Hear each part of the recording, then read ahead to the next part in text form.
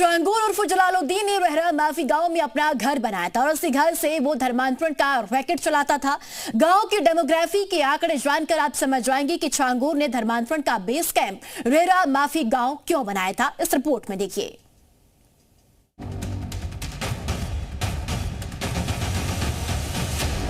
बलरामपुर का रेहरा माफी गांव छांगुर के धर्मांतरण का पहला बेस कैंप, जहां सकरी गलियों और मुस्लिम आबादी के बीच छांगुर का छिपना आसान था, जहां ना तो प्रशासन की नजर जाती, ना आसानी से पुलिस या जांच एजेंसियां आ पाती। इसी रेहरा माफी गांव से जलालुद्दीन ने धर्मांतरण की राह पकड़ी।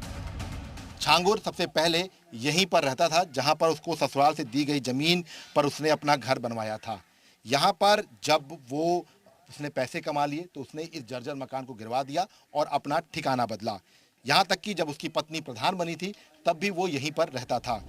जी मीडिया की टीम ने रेहरा माफी गांव से छांगुर के कनेक्शन की पड़ताल की। पता चला कि ससुराल में मिली जमीन पर छांगुर ने घर बनवाया था।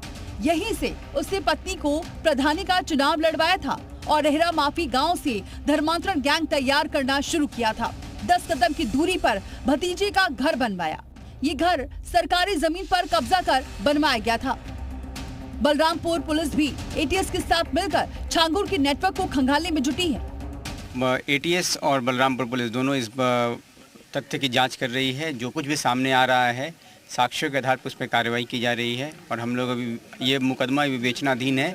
हम लोग पूरे की इंक्वायरी कर रहे हैं और उस मुताबिक कार्रवाई होगी। छांगुर ने रेहरा माफी गांव को बेस के लिए इसलिए भी चुना था क्योंकि वो यहां से नेपाल सीमा पर गतिविधियां कर सकता था। बाद में पैसे आने पर उसने गांव के मकान को गिराकर दूसरी जगह कोठी बना ली। बलरामपुर से जी मीडिया के लिए विशाल रघुवंशी की रिपोर्ट।